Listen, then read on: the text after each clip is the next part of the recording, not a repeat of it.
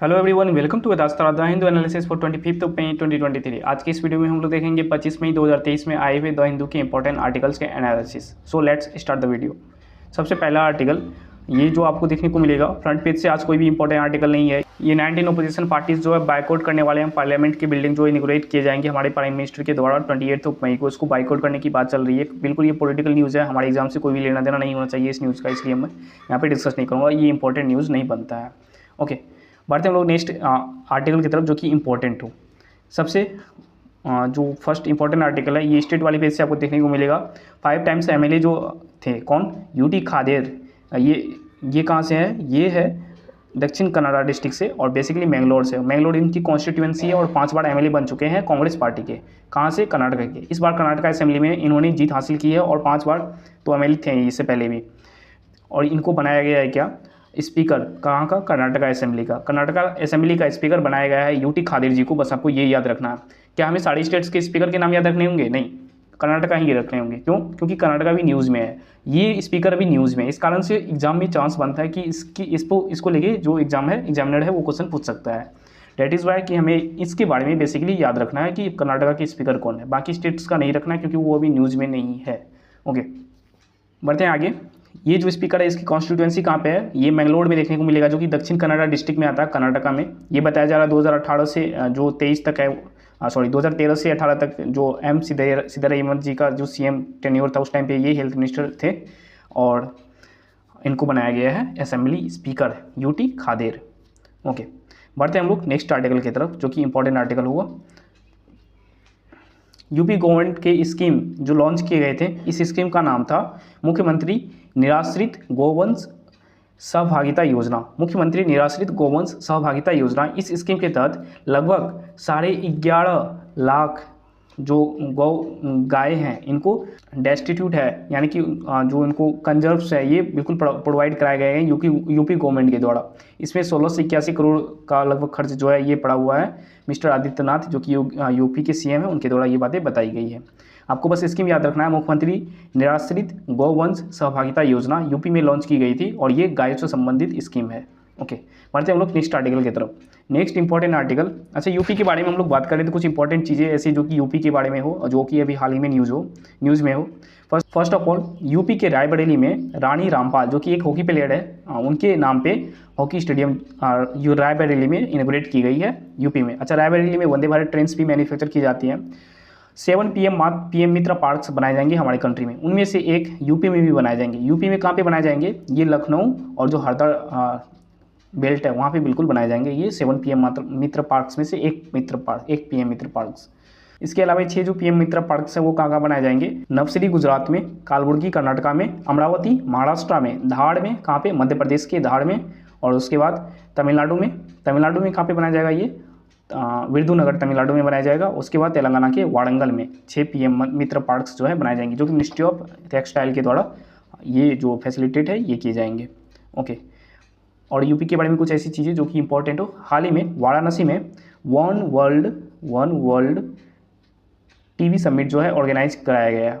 One world TV summit organize कराया गया है कहाँ पे? वाराणसी में 24 मार्च को, जो कि वर्ल्ड टीवी डे था। इसके वर्ल्ड टीवी डे के उपलक्ष्य में one world TV summit Varanasi में इनॉग्रेट किया गया। अच्छा, वाराणसी में रिसेंटली जीआई टैग्स मिले हैं कुछ ऐसे प्रोडक्ट्स को। कौन कौन सा प्रोडक्ट? वाराणसी पान को मिला हुआ है। रामनगर भंता जो कि वाराणसी से, उनको भी जीआई टैग मिला हुआ है वाराणसी से। और यूपी के जो गवर्नर है आनंदीबेन पटेल जी आपको देखने को मिलेंगे। तो ये था यूपी से इंपॉर्टेंट न्यूज़। आगे बढ़ते हैं नेक्स्ट आर्टिकल की तरफ। नेक्स्ट आर्टिकल आपको देखने को मिलेगा ये केरला से। केरला गवर्नमेंट ने क्या करी है? जो भी माइग्रेंट वर्कर्स होते हैं, यानी कि दूसरे स्टेट से केरला में जो काम करने के लिए लोग आए हुए हैं, उनको मलयाली लैंग्वेज सीखने के लिए जो एजुकेशन है वो प्रोवाइड करा रहे हैं केरला गवर्नमेंट। कौन सी स्कीम के द्वारा? ये स्कीम का नाम है चंगाती प्रोजेक्ट। इसके द्वारा, इस प्रोजेक्ट के द्वारा जो जितने भी माइग्रेंट वर्कर्स हैं उनको मलयालम और हिंदी लैंग्वेज में जो रीडिंग और राइटिंग स्किल है, रीडिंग और राइटिंग जो टीचिंग्स है वो दिए जाएंगे मलयाली और हिंदी में। किसको? ये माइग्रेंट वर्कर्स को। ज़्यादातर वेस्ट बंगाल वगैरह माइग्रेंट वर्कर्स का यहाँ पे जिक्र किया गया है, और भी कई सारे स्टेट से यहाँ पे माइग्रेंट वर्कर्स आते हैं, जिसे बेसिकली मलयालम जो है वो सिखाने के लिए केरला गवर्नमेंट अपना टीचर्स वगैरह रिक्रूट करके इनको मलयाली वगैरह सिखाए जाएंगे, ताकि वहाँ पे वर्क जो है काफ़ी ज़्यादा स्मूथली हो पाए, ये जो माइग्रेंट वर्कर्स है अच्छी तरीके से वहाँ पे रह पाए बिना किसी ट्रबल के। ओके, बढ़ते हैं हम लोग नेक्स्ट आर्टिकल की तरफ। अच्छा, केरला के बारे में बात कर रहे हैं हम लोग। केरला की कुछ इंपॉर्टेंट चीज़ जो कि अभी हाल ही में न्यूज़ में है। फर्स्ट ऑफ, केरला के कोची में, जो कि एर्नाकुलम डिस्ट्रिक्ट में पड़ता है, कोची में वाटर मेट्रो जो है इनोवेट किया गया है। वाटर मेट्रो बेसिकली इनोवेट किया गया है, और ये वाटर मेट्रो किसके द्वारा फंड किए जा रहे हैं? KFW जर्मन फंडिंग बैंक है बेसिकली, और उसके बाद केरला गवर्नमेंट, इन दोनों के साथ ये वाटर मेट्रो जो है ये कोची में फंड किए जा रहे हैं। इसके बाद ये जो वाटर मेट्रोज है, ये शिप्स वगैरह जो बनाए जाएंगे, ये किसके द्वारा बनाए जाएंगे? कोचिन शिपयार्ड के द्वारा बनाए जाएंगे। कहाँ पे? केरला में। ओके, केरला में जो वाइकॉम सत्याग्रह है, वाइकॉम सत्याग्रह का 100th जो एनिवर्सरी है वो सेलिब्रेट किया गया है 24 मार्च को। वाइकॉम सत्याग्रह का 100th एनिवर्सरी सेलिब्रेट किया गया है 24 मार्च को। महात्मा गांधी जी भी ये सत्याग्रह जो है पार्टिसिपेट किए हुए थे केरला में। केरला के गवर्नर आरिफ मोहम्मद जी आपको देखने को मिलेंगे, और CM पिनरई विजयन जो कि CPIM communist party of India Marxist party से आते हैं, और केरला का कैपिटल तिरुवनंतपुरम। ओके, बढ़ते हैं हम लोग नेक्स्ट आर्टिकल की तरफ। नेक्स्ट आर्टिकल G20 मीटिंग्स का जो डेलीगेट्स का मीटिंग होने वाला है, कौन सा मीटिंग? ये एंटी करप्शन वर्किंग ग्रुप का मीटिंग उत्तराखंड के ऋषिकेश में होने वाला है 25 से लेकर 27 मई तक, यानी कि आज से लेकर 27 मई तक होने वाले हैं। इसको लेके जो है यहाँ पे आया हुआ है। ओके, बढ़ते हैं हम लोग नेक्स्ट आर्टिकल की तरफ। नेक्स्ट इंपॉर्टेंट आर्टिकल एडिटोरियल वाली पेज पे हम लोग आते हैं। एडिटोरियल वाली पेज पे आपको ये आर्टिकल इंपॉर्टेंट नहीं है एग्जाम पॉइंट ऑफ व्यू से, बिल्कुल पॉलिटिकल न्यूज़ दिया हुआ है। शशि थरूर जी के द्वारा ये आर्टिकल जो लिखे हुए हैं, जो कि कांग्रेस पार्टी से बिलोंग करते हैं। कर्नाटका में बीजेपी को क्या लेसन्स लेना चाहिए कर्नाटका इलेक्शन के बाद, उसके बारे में ये पूरा आर्टिकल में दिया हुआ है। पॉलिटिकल न्यूज़ है, अंडरस्टैंडिंग के पॉइंट ऑफ व्यू से चाहे तो पढ़ सकते हो, बाकी कुछ भी important exam point of view से नहीं है। ओके, आगे हम बढ़ते हैं नेक्स्ट आर्टिकल की तरफ, जो कि ओपिनियन वाले पेज से भी देखने को मिलेगा। ओपिनियन वाले पेज में ये 2000 नोट के जो बंद हुए हैं, 2000 नोट रुपए की जो डिनोमिनेशन के जो नोट है वो बंद हुए हैं, उसको लेके ये article the fundamental value of the rupee, इसके बारे में पूरा यहाँ पे जिक्र किया गया है, जो कि बिल्कुल हमें नहीं लगता कोई एग्जाम पॉइंट ऑफ व्यू से कोई भी इंपॉर्टेंट है। ये अंडरस्टैंडिंग के लिए आप पढ़ना चाहो तो पढ़ लो। बढ़ते हैं नेक्स्ट इंपॉर्टेंट आर्टिकल की तरफ, जो कि टेक्स्ट एंड कंटेक्स्ट वाले पेज से है। मेंटल हेल्थ के बारे में, मेंटल हेल्थ अवेयरनेस मंथ जो है कैसे कॉप करेंगे एज ऑफ एंजाइटी और स्ट्रेस के बीच में कैसे किस तरीके से डिफ्रेंशिएट जो है वो किया जाना चाहिए। इसके बाद स्लीप, मेंटल हेल्थ को हम लोग कैसे अच्छे तरीके से रख सकते हैं, जैसे यहाँ पे जिक्र किया गया स्लीप, न्यूट्रिशन, एक्सरसाइज, मेडिटेशन, इन सारी चीज़ों को करते हुए हम लोग मेंटल हेल्थ को ज़्यादा फोकस कर सकते हैं। अभी वो क्या रहा है, फिजिकल हेल्थ पे ज़्यादा फोकस किया जा रहा है, एज मेंटल हेल्थ पे फोकस नहीं किया जा रहा है। मेंटल हेल्थ जो कि एक काफ़ी ज़्यादा सीवियर प्रॉब्लम है ह्यूमन बॉडी के लिए, उसको भी टैकल किया जाना चाहिए। बैलेंस डाइट वगैरह जो इसमें है वो बिल्कुल होना चाहिए, और स्लीप होना चाहिए, न्यूट्रिशन होना चाहिए, एक्सरसाइज होना चाहिए, मेडिटेशन जो कि काफ़ी इंपॉर्टेंट रोल प्ले करता है मेंटल हेल्थ को ठीक करने को लेके, उसको लेके भी यहाँ पे जिक्र किया गया है। यहाँ पे कई सारे राइटर्स के बारे में मेंशन किए गए हैं, जिनके द्वारा अलग अलग बुक जो है वो पब्लिश किया गया था पिछले टाइम पे, जिन्होंने मेंटल हेल्थ जो है उनकी या उनके किसी रिलेटिव्स ने सफ़र करी है। बिल्कुल अंडरस्टैंडिंग के पॉइंट ऑफ व्यू से आप इसे पढ़ना चाहो तो पढ़ लो। अच्छा आर्टिकल है, काफ़ी चीज़ें सीखने को मिलेगा, बस आप इसे पढ़ लेना अगर टाइम मिली तो। बढ़ते हैं हम लोग नेक्स्ट आर्टिकल की तरफ। नेक्स्ट आर्टिकल आपको न्यूज़ वाले पेज से देखने को मिलेगा सौरव गांगुली जी, जो कि BCCI के फॉर्मर चेयरमैन थे और इंडियन क्रिकेट टीम के फॉर्मर कैप्टन भी रहे थे। इनको अपॉइंट कर लिया गया है एज अ ब्रांड एम्बेसडर किस स्टेट का? त्रिपुरा स्टेट का। और इसको लेके पॉलिटिकल पार्टी जो अपना अपना स्टेटमेंट दे रही है उससे हमारा कोई लेना देना नहीं होना चाहिए, बस आपको याद होना चाहिए क्या सौरव गांगुली जी को अपॉइंट किया गया as a brand ambassador of Tripura government, that is enough. Okay, बढ़ते हैं हम लोग नेक्स्ट आर्टिकल की तरफ। नेक्स्ट आर्टिकल जो कि है, इंडिया ने सेट किया triple speed of its fastest super computers. इसका इंडिया का जो फास्ट अभी सुपर जो कंप्यूटर है, सुपर कंप्यूटर ये कौन कौन सा है? प्रत्यूष सुपर कंप्यूटर के बारे में बात करें इंडिया के, तो अभी जो इंडिया के सुपर कंप्यूटर है ये कौन सा है? प्रत्यूष और मिहिर। प्रत्यूष और मिहिर का कंबाइंड कैपेसिटी जो है 6.8 पेटाफ्लॉप्स है। सुपर कंप्यूटर का कैपेसिटी पेटाफ्लॉप्स में मेजर की जाती है। पेटाफ्लॉप्स बेसिकली होता क्या है? पहले आप समझो फ्लॉप्स क्या होता है। फ्लॉप्स मतलब होता है फ्लॉप्स मतलब होता है फ्लोटिंग पॉइंट ऑपरेशंस पर सेकंड। फ्लोटिंग पॉइंट ऑपरेशंस पर सेकंड ये सुपर कंप्यूटर की जो कैपेसिटी होती है वो मेजर करने के लिए किया जाता है। और इसमें पेटा लगा दो, पेटा मतलब क्या हुआ? 1000 ट्रिलियन। तो 1 PETA flops means 1000 trillion flops. तो 1000 ट्रिलियन फ्लॉप्स। और इंडिया की जो सुपर कंप्यूटर यानी कि मिहिर और प्रत्यूष का जो कैपेसिटी अभी 6.8 पेटा फ्लॉप्स हैं, तो आप इससे अंदाज़ा लगा लो कितना फ्लॉप्स होंगे। उसके बाद रिसेंटली ये जो सुपर कंप्यूटर वाला टेक्नोलॉजी है किसके अंदर में आती है? मिनिस्ट्री ऑफ अर्थ साइंस के अंदर में आती है। क्यों? क्योंकि ये जो सुपर कंप्यूटर है ना, ये कहाँ पे रखे जाते हैं, कहाँ पे यूज़ किए जाते हैं? ये जितने भी मेट्रोलॉजिकल डिपार्टमेंट्स होते हैं, मौसम विभाग, वहाँ पे ये रखे जाते हैं। और वहाँ पे जो आने वाले नेक्स्ट डे आने वाले कैसा मौसम रहेगा, मैथमेटिकल कैलकुलेशंस वगैरह ये यहाँ पे काफ़ी फास्ट वे में की जाती है। तो ये किसके अंदर में कहाँ पे रखी जाती है? मेट्रोलॉजिकल डिपार्टमेंट में। और मेट्रोलॉजिकल डिपार्टमेंट किसके अंदर में आती है? मिनिस्ट्री ऑफ अर्थ साइंस के अंदर में आती है। और मिनिस्ट्री ऑफ अर्थ साइंस के रिसेंटली जो नए हेड बने हुए हैं मिनिस्ट्री ऑफ अर्थ साइंस के, कौन बने हुए हैं? ये है श्री किरण रिजिजू जी, ये जो है किरण रिजिजू, ये हेड बने हुए मिनिस्ट्री ऑफ अर्थ साइंस के, और मिनिस्ट्री ऑफ अर्थ साइंस के सेक्रेटरी के द्वारा ये बातें अनाउंस की गई है।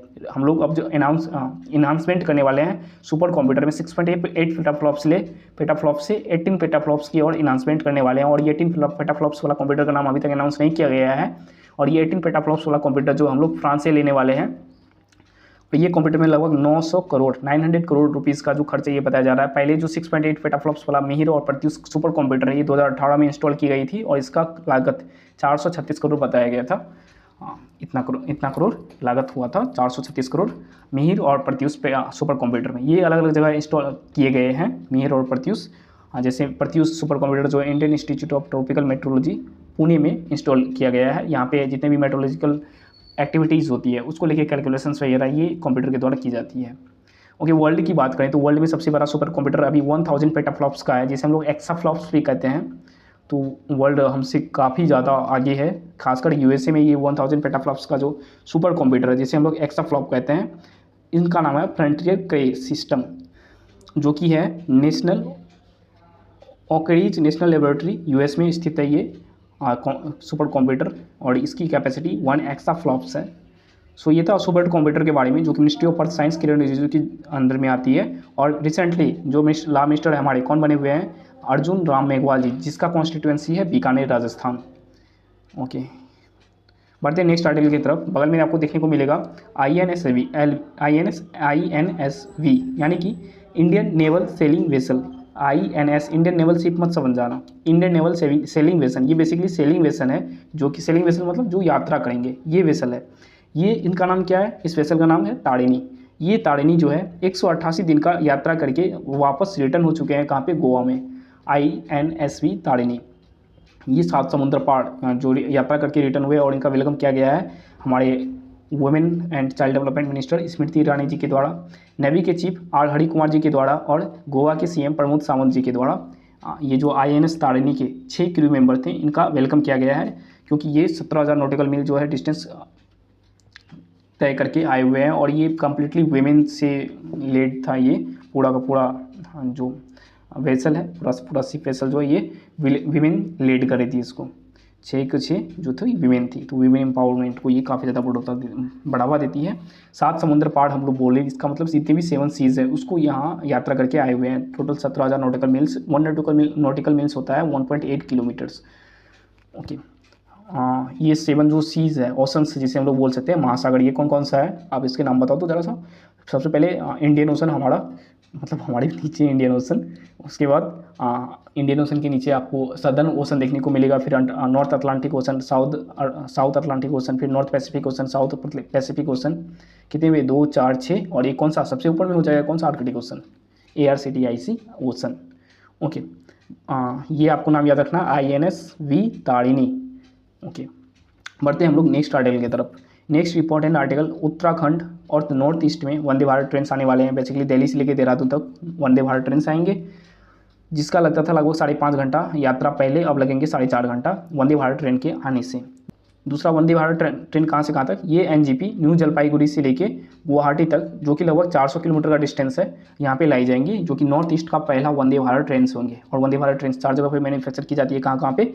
वंदे भारत ट्रेन को पहले हम लोग जानते थे ट्रेन 18 के नाम से, बाद में इसका नाम वंदे भारत किया गया। ट्रेन 18 मतलब 2018 में इनका मैन्युफैक्चरिंग जो स्टार्ट हुआ था, सबसे पहला मैन्युफैक्चरिंग इसका स्टार्ट हुआ था पेराम्बूर चेन्नई में। उसके बाद 3 और अलग अलग प्लेसेस पे इसका मैन्युफैक्चरिंग जो है स्टार्ट किया गया है। कौन कौन सा, रायबरेली उत्तर प्रदेश, सोनीपत हरियाणा, और लातूर महाराष्ट्र में। ओके, बढ़ते हैं हम लोग नेक्स्ट आर्टिकल की तरफ। मिनिस्टर ऑफ रेलवे जो कौन है अभी, श्री पीयूष गोयल जी, सही में नहीं, मिनिस्ट्री ऑफ रेलवे अश्विनी वैष्णव जी है अभी, पहले थे पीयूष गोयल जी। ओके, आगे बढ़ते हैं हम लोग नेक्स्ट आर्टिकल की तरफ।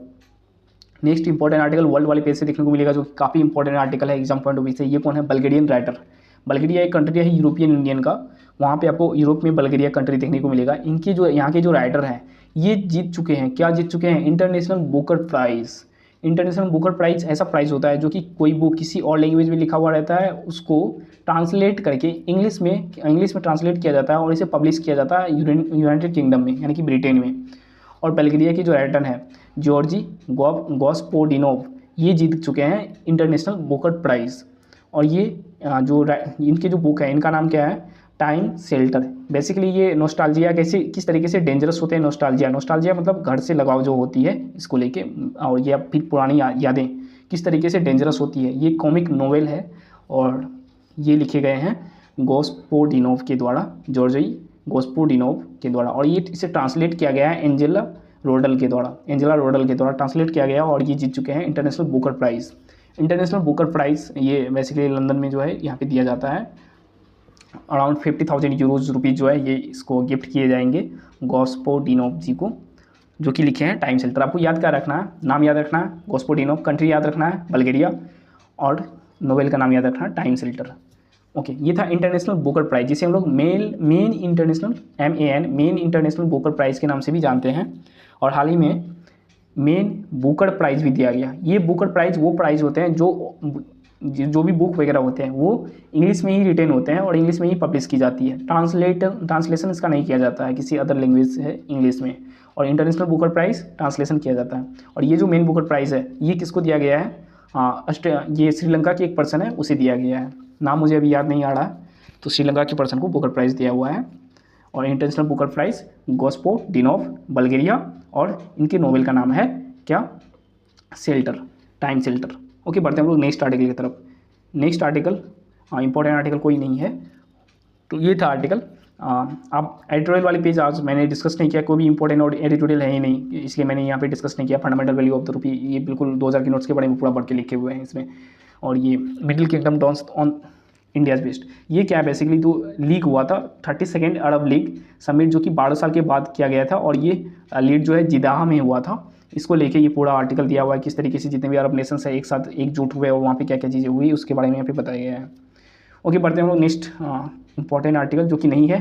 सो ये था आज का वीडियो, और हम सोच रहे हैं कि कल से यानी कि नेक्स्ट वीडियो से या फिर अगले उसके नेक्स्ट वीडियो से कुछ ऐसे क्वेश्चंस जो इसमें ऐड किए जाएँ जो कि एसएससी के एग्जाम्स में पूछे गए हैं, वन डे कम्पिटिटिव एग्जाम्स में ऐसे क्वेश्चंस जो कि करंट से रिलेटेड हो और जो कि पूछा हुआ है और आगे भी एग्जाम में पूछे जाने की चांसेस हैं। फॉर एग्जाम्पल जितने भी गेम्स वगैरह होते हैं, जैसे एशियन गेम्स 2022 कहाँ पे हुआ था, 2018 कहाँ पे हुआ था, इस तरीके के गेम्स जो पूछे भी गए क्वेश्चन है और आगे भी पूछे जाने की संभावना है इसके। और इसके बाद ऐसे कई सारे क्वेश्चन जो कि करंट अफेयर्स और स्टैटिक से रिलेटेड होगा, मैं यहाँ पे चाहता हूँ 1 या 2 क्वेश्चन करके पर डे यहाँ पे डाला करूँगा, और आप लोग उसका आंसर वगैरह देना, फिर उसका डिटेल एनालिसिस करेंगे, उसके साथ साथ न्यूज़पेपर भी हम लोग एनालिसिस करेंगे और बढ़ते जाएंगे। ये छोटा वीडियो इसलिए होता है क्योंकि आपको बस एक जो है गाइडेंस के तौर पर ये वीडियो प्रोवाइड कराया जाता है, क्योंकि आपको तो पढ़ना ही खुद से है, अंडरस्टैंडिंग आपकी खुद से डेवलप होनी है। यहाँ पे बड़ा सा एकदम 45 मिनट 50 मिनट की वीडियोस बना के कोई एकदम बड़ा सा कुछ नहीं होने वाला, इंप्रूवमेंट नहीं होने वाला। बस आपको एक आइडिया लग जाएगा हमें पढ़ना क्या है और वो किस तरीके से पढ़ना है।